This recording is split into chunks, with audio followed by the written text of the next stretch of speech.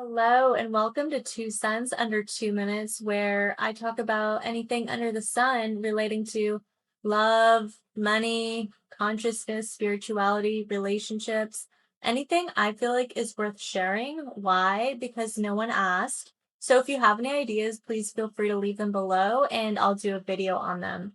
I'm just posting as frequently as I can, just as a fun little experiment to see how that corresponds with the algorithm. So stay with me. I'm going to start at 30. So, your ego is holding you back. It's because you're still emotionally invested in a version of yourself that no longer exists. If the caveat is if you are doing self development work and inner work, because most people think the ego is confidence or arrogance, but on a deeper level, the ego is identification. It's a collection of memories, labels, wounds, achievements, and survival strategies that you've mistaken for who you are. The ego doesn't actually want expansion, it wants predictability. So, if your current reality frustrates you, your ego would rather stay loyal to what's familiar than surrender to what's unknown. That's why people can visualize abundance and still feel scarcity. They can desire love and still expect abandonment.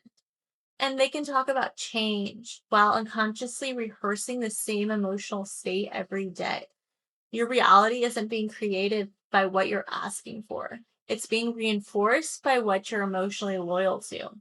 Your external world is often echoing the frequency of the self you're most identified with. And I talk about the external a lot. It plays a huge part in your reality.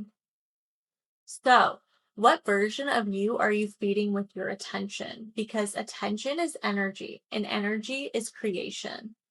So every time you revisit an old story or define yourself by a past chapter, you're giving life to an identity that may not serve you.